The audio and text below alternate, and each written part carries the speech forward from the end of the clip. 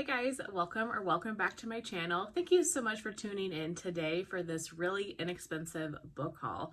So I recently picked up quite a few books. I think I have 13 or 14 here, and I paid less than $18 for them. Such a great deal, and so I thought it'd be fun to pop on here and show you guys all the books that I recently grabbed. I don't normally buy a ton of books. I'm an avid supporter of my local library. That's how I consume 90% of my content.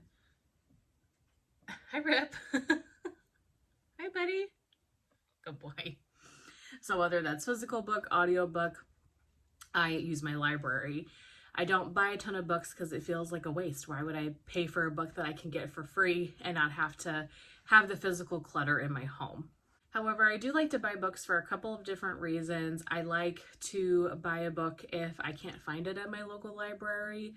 A lot of times that happens to me with fantasy romance. I don't carry it. I like to buy them if it's a book that I've read that I know that I love and want to reread or annotate, or just a book that's my absolute favorite. I do like to have copies of. So like I have all the Harry Potter, I have all Throne of Glass, etc. There are a handful of books that I do keep. I like to buy books that you'll see here today for vacations, and if I get them wet, it's no big deal. I can share with my family and friends.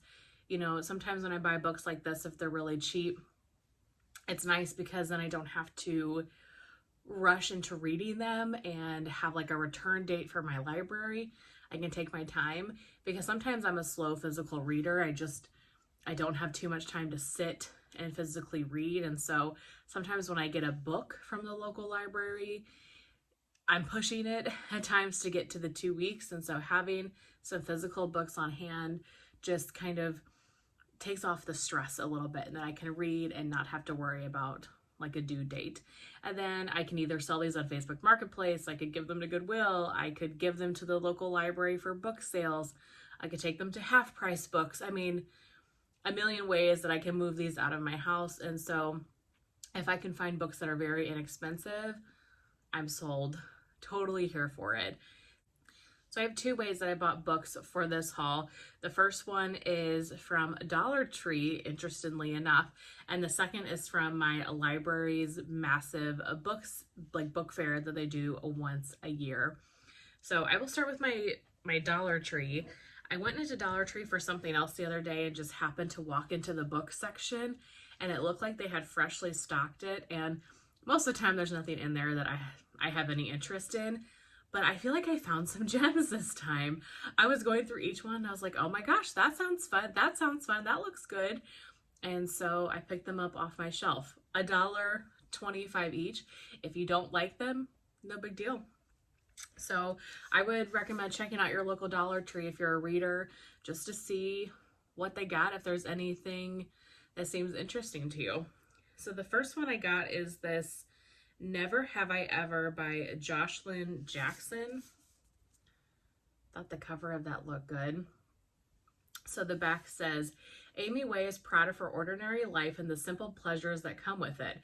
Her greatest joy is her family, her devoted professor husband, her spirited 15-year-old stepdaughter, her adorable infant son. But Amy's sweet life begins to unravel when the mysterious Angelica Rao arrives on her doorstep one book club night. Sultry and magnetic, Rao keeps the wine flowing and lures the group into a game of spilling secrets. Everyone thinks it's harmless fun, only Amy knows better. Something wicked has come her way, a she-devil in a pricey red sports car who seems to know the terrible truth about who she is and what she's once done. Interesting. Just sounds like a cute little mystery thriller, good for spooky season, so grab that for $1.25. Then I saw a cozy mystery. This is To the Tome of Murder by Lauren Elliott. This was part of the Beyond the Page bookstore mystery. I love me a good cozy mystery. Are they anything super fantastic, amazing? No. They're never anything that I'm like, oh my gosh, that was the best book I ever read. But if you're fans of Murder, She Wrote, that's a cozy mystery. They are novels that there's a murder, there's a mystery, you know, there's those gory elements, but it's written in a fun, lighthearted way. Usually there's some comedy in it. There's some red herrings. There's kind of a woman on the case type of situation. And it's very surface level. There's nothing scary about it or anything like that. It's just a lighthearted mystery novel. These are so fun to read. And I know it's part of a series here, but most of the time, cozy mysteries, you don't have to read in any sort of order. You might understand a little bit more about a character, but you could honestly pick any of them up and just read in general. And I thought the cover of that was so cute. The little dog at the fireplace looks like it's Thanksgiving time. So had to pick up this. So this says, Addie's determined to turn a seemingly ordinary November in coastal Greybourne Harbor into one for the books. The windows of her shop display carefully curated works by American writers, including a rare section of traditional holiday recipes. And then there's the town's Civil War era themed cooking and baking competition with a hefty cash prize and free publicity going to the winning dish. But when she finds her cousin's boyfriend murdered, a stunned Addie reluctantly realizes she may be the only person who can blow the cover off a grisly crime. So, Murder on Thanksgiving sounds totally fun. And like I said, I love cozy mysteries. They're just easy, lighthearted reads. I'm picturing myself sitting on my porch this fall reading this book. I just got a couple of rocking chairs for my porch and I'm picturing it and I'm in love. So that was a really great find. Then I found this one, which this is a popular book. I have never read it, and so I didn't know anything about it, but I've recognized the cover. I've heard about this book before, so I thought I had to get it. Miracle Creek by Angie Kim. This book is widely popular. So this is a literary courtroom thriller about an immigrant family and a young single mother accused of killing her autistic son. Miracle Creek is a powerful debut about how far you'll go to protect our families and our deepest secrets. That sounds totally up my alley. I'm not always into like court and that type of crime novels, but again, I've heard so many people talk about this book over the years. This is not a new book. Wonder when this one was published. 2019. So to see this at Dollar Tree for $1.25, I grabbed it without knowing anything about it because I knew that it was popular. So I'm really excited to read this. If you have read Miracle Creek, I would love to know what you think. And then the last one I believe I got from Dollar Tree is Possession by Katie Lowe. I just thought this cover looks amazing. And up here it says, the past haunts her, the present hunts her. So it just seemed mystery thriller. 10 years ago, Hannah's husband was brutally murdered in their home, and she doesn't remember a thing about the night. The police charged someone else, a stranger, and put him away for life, and Hannah picked up her 6-year-old daughter and left London behind. But now her hard-won countryside peace is threatened. Conviction, a viral true crime podcast known for getting cases reopened and old verdicts overturned, has turned its attention to Hannah's husband's murder for its new season.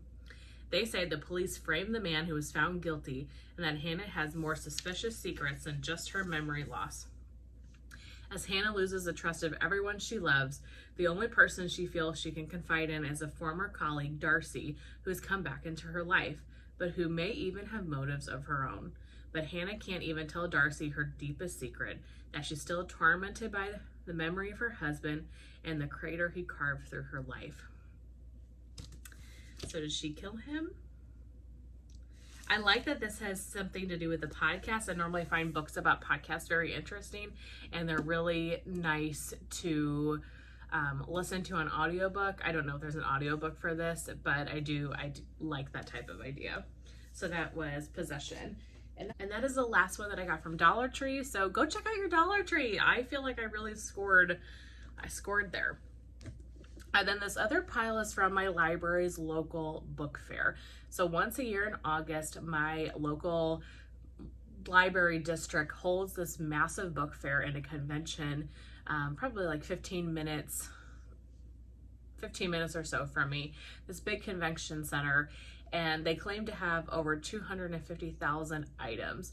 There's anything you can think of, you know, like war, politics, history, mystery, romance, kids, teen, I mean, puzzles, games, cooking, sports, every category, and they split it up by table, and then you can go and rifle through. Usually it happens on a Friday, Saturday, and Sunday. Friday and Saturday are like set prices, so it's like $1 to $2 a hardback and like 50 cents a paperback or something. And then on Sundays you get a grocery bag, and it's fill up the grocery bag for $5. So quite a great deal. I went this year on both Friday. No, I'm sorry. I went twice on Saturday. I went once in the morning and once in the afternoon on Saturday. And I felt like I really scoured everything pretty good, and I didn't need to go back. So these are the ones that I picked up from my local library book fair. I kind of was expecting to get more than I did, to be honest, because there's so many books. However, I felt like I had to weed through those kind of mass marketed, really popular authors. Like there was a ton of Nora Roberts, Sandra Brown, J.D. Robb, Clive Cussler, just all of those big hitting names of authors that have written 50 plus books, and it's mass produced in paperbacks and everything. I felt like every third book you were seeing was one of those authors, and I wanted to get somebody else. So I was kind of skimming to look for the other authors and kind of other books that really stuck out. So that was a little bit disappointing. I felt like it was mainly those authors, and you really had to dig to find some gems. So that's why I didn't go back on Sunday, the $5, you know, fill a bag book day, because I thought I don't want a bunch of Nora Roberts, no offense to her. Just, I'm not super into a lot of the mass marketed authors for some reason. But I did find a good chunk of stuff here in different genres. So I was really happy about that. And I don't know how they decide exactly what to put on sale. My assumption is people donate books to the local library for the sale. And then as far as taking things out of their like catalog, probably books that haven't been checked out in a long time, or books that they have multiple copies of, and so they're just downgrading to only having, you know, a couple of copies. Things like that is how I'm assuming that they get all these books to do this fair. But it's really fun, and it's really fun to rifle through and to find some gems. It's hard because you're juggling people too, and you're kind of just glancing, and there's a lot of times I wanted to kind of pull out my Goodreads and look at something, but I thought, no, there's too much going on, so just grab it. You can always just, if you paid 50 cents for it, oh well. So I actually haven't done too much research on any of these books to know if they're part of a series or anything like that. But the first one I picked up is Desire After Dark by Amanda Ashley. The cover of this looked really fun. That's kind of how I do it, because everything is set like this, where you just see the spine and you're just skimming. And so I'm really looking for things that just kind of catch my eye. And that one caught my eye, so I picked it up and looked at the back, and it's about a vampire. And so I automatically threw it into my bag. So the synopsis says, Vicky knows she should be careful. After all, there's a killer loose in town, one who drains women of blood, women with red hair and green eyes just like her. She knows she should tell the police about the dark, gorgeous man who comes into the diner every night, the one who makes her feel a longing she's never felt before. The last thing she should do is invite the beautiful stranger into her house. And it goes on to talk about a vampire. So I was super intrigued by that. Love vampire novels. Thought this would be great for the fall time and just a fun little read. So Desire After Dark was the first one. And I'm going in no particular order here, just the order they're stacked. The next one I grabbed is Maine. So I got this for a couple of reasons. One, because the title is Maine, and I love Maine so much. And I've seen this cover, I've seen this book floating around before, so I threw it in. So it says, for the Kellers, Maine is a place where children run in packs, showers are taken outdoors, and old Irish songs are sung around a piano. As 3 generations of women arrive at the family's beach house, each brings her own hopes and fears. Maggie is 32 and pregnant, waiting for the perfect moment to tell her imperfect boyfriend the news. Anna Marie, a Keller by marriage, is channeling her domestic frustration into a dollhouse obsession and an ill-advised crush. Kathleen, the black sheep, never wanted to set foot in the cottage again, and Alice, the matriarch at the center of it all, would trade every floorboard for the chance to undo the events of one night long ago. It says from, you know how sometimes it shows like little reviews of people here. It says, by the time you're through with Maine, you'll be craving a lobster roll and a trip to Kennebunkport. And that makes me so happy because I've eaten lobster rolls in Maine and I've been to Kennebunkport. So because of that reason, I had to pick it up. I mean, it sounds like a cute book, but if we're going to talk about Maine at all in this book, I'm here for it. So I grabbed that. Next, I got The Boy from the Woods by Harlan Coben. So this looks like a gigantic book, and it is, but it's because this one is large print. On kind of the second time I went through, I, see, it says it's withdrawn up at the top from the library. Also, a little ASMR for you. I love this sound. Okay. I thought the last day I was like, oh, let me go look through the large print section because I probably have a lot of good stuff and I don't care if it's large print or not. And so I found this one. I mean, the words are very big. So yes, it's a long novel, but the words are very large. So this will go quick.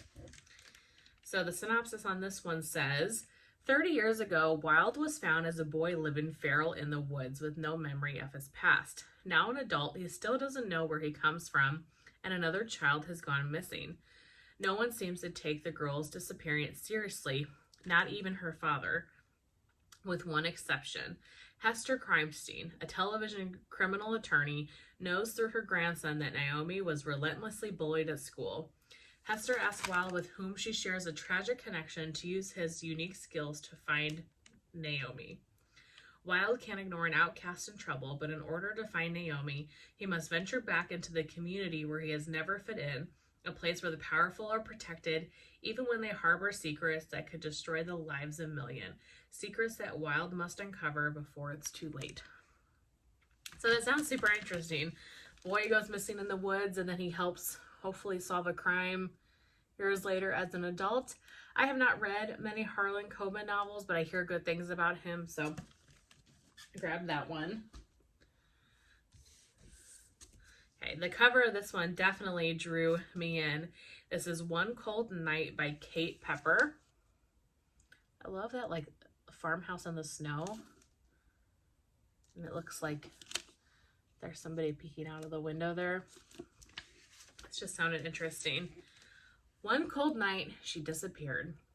New York police detective Dave Strauss is haunted by the one case he couldn't solve. A schoolgirl vanished off the streets of New York with only a trail of blood and a series of untraceable phone calls from the groom hinting at her fate. Now the cold, dark night has engulfed another young girl, but this time she is part of Dave's family. He and his wife Susan know 14-year-old Lisa has not run away, and they know her disappearance is not just a tragic coincidence. And once the first phone call comes, they know she's not alone. Doesn't that sound so spooky? I like One Cold Night. It just gives you the chills just thinking about it. So had to get that. That's a pretty short, quick read. Yeah, maybe 200 something pages. The Deep End of the Ocean by Jacqueline Mitchard. This is, I think, a historical fiction. This book has been widely popular for a long time, and I've never read it. So while it was there and I got it for $1, I said, sign me up. Does it say? I think it's a historical fiction. I don't know. I really don't know, to be honest with you.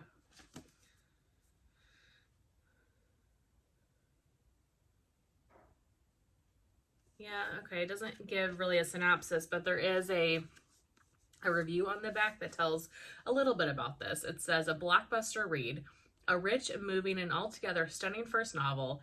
Mitchard imbues her suspenseful plot with disturbingly candid psychological truths about motherhood and family relationships, a universal tale of traumatic loss and its effects on individuals and family. Okay, probably not historical fiction then. Sounds more like family drama, but I've seen this book for so long and have just never picked it up. So I'm excited to read that and kind of see what it's about. The Wild Inside by Jamie Bradbury. I was excited to find this one because this was actually on my TBR. So it was nice to find a book that I've been looking to read. Love the cover, and it's about Alaska, which if something's about Alaska, normally I pick it up pretty quickly because I love Alaska, similar to the one about Maine. So this says, in Alaska, the winters are long and dark, the land untamed. Tracy has always loved her family's remote home and her parents' business training and racing sled dogs. Cold days out in the woods on the sled, warm nights inside by the fire, a family built of 4 hardworking humans and 40 willing dogs. It seemed only a matter of time before Tracy's father won the Iditarod, and perhaps not too long after, Tracy herself would win. But now everything is different. Tracy's mother was killed in a hit and run the year before, and the family is mired in grief and struggling to keep the business alive.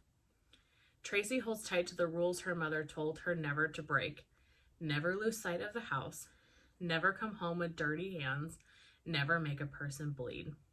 She tries not to think about the questions to which she will never have answers, questions about the natural instinct she inherited from her mother for working with dogs, questions about why her mother was walking by the side of the road the night she died.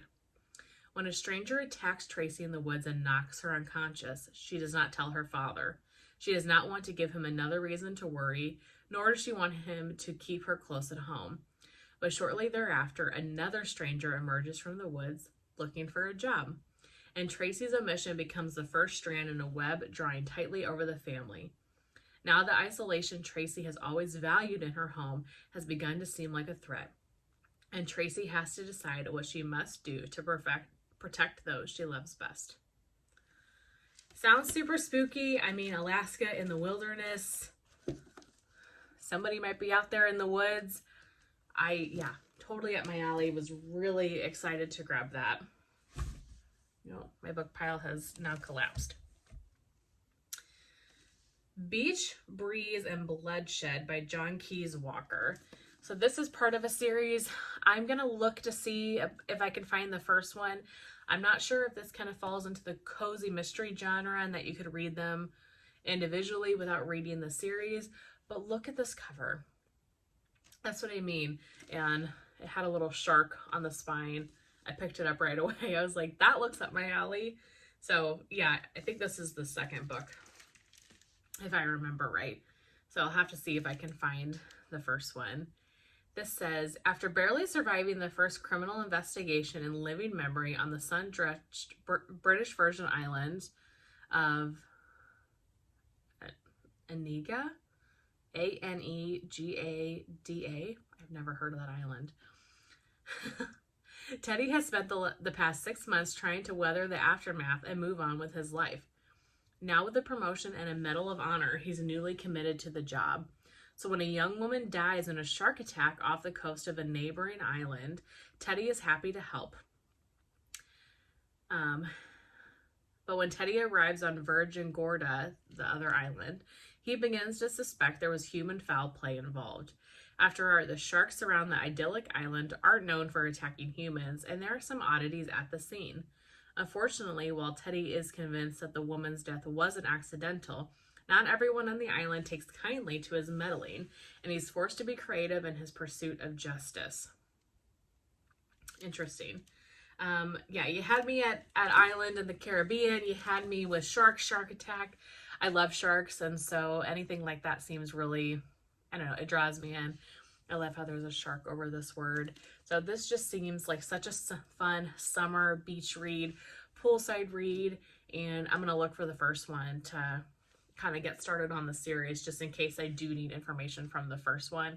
It doesn't scream cozy mystery to me. It kind of leans that way, but it could just be a standard series. So I want to make sure I read the first one if so.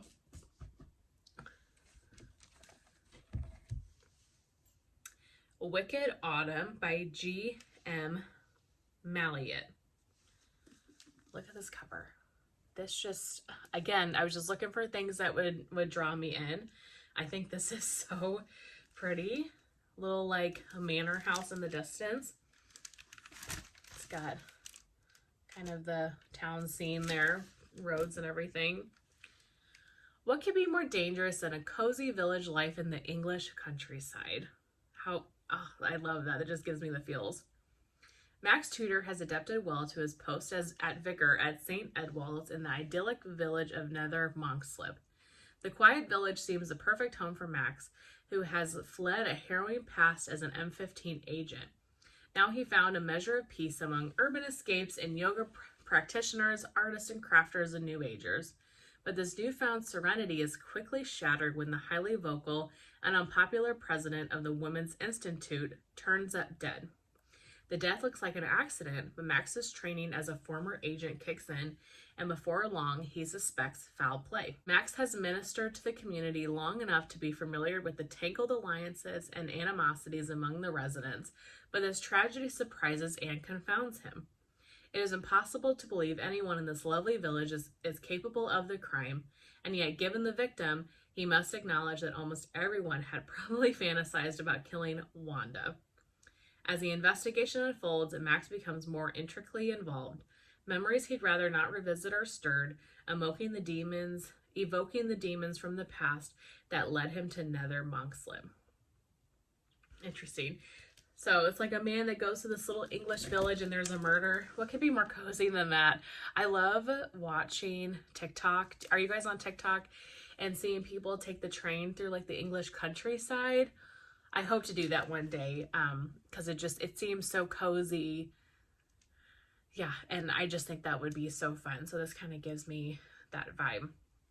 Really excited for that one. And then the last book that I got is The Oath by Frank Peretti. This cover just screamed at me. And so I grabbed it. So it looks like a little old, crypt or old, like ruins of a building. And then you've got these like wolf or creature eyes in the back. This sounded so interesting. Something sinister is at work in Hyde River, an isolated old mining town in the mountains of the Pacific Northwest. Sign me up. Under the cover of darkness, it strikes without warning, taking life at the most chilling and savage fashion. With little hard evidence to go on, Sheriff Les Collins closes the case, chalking it up to the work of a rogue bear, just like so many other unsolvable deaths and disappearances that have plagued Hyde River over the years. But wildlife biologist Steve Benson refuses to let the cause of his brother's death remain a mystery. So basically it sounds like Steve starts looking for who possibly killed his brother, and then it may be a monster in the woods. I'm kind of thinking monster, I'm kind of thinking vampire, werewolf. I'm kind of wondering if it's a werewolf. I'm really excited for this. I would like to probably read this in October because this just gives me the spooky feels. And again, with the Pacific Northwest, it's like you had me. Maine, the Pacific Northwest, beaches, Alaska. Like, I love a good setting, and so this sounds really, really interesting. But that is the last book that I got. So those were it. Those were all the books that I grabbed from either Dollar Tree or my local library book fair for really inexpensive. Like I said, I think I spent like $17-ish on all of them, and really excited to get into them and read. I hope that you guys enjoyed this video. If you would like to see more book hauls in the future when I do this again, let me know. And if you like book content, I do my monthly wrap up of all the books that I read the previous month. I do that every month. So I do at least one book video on my channel every single month.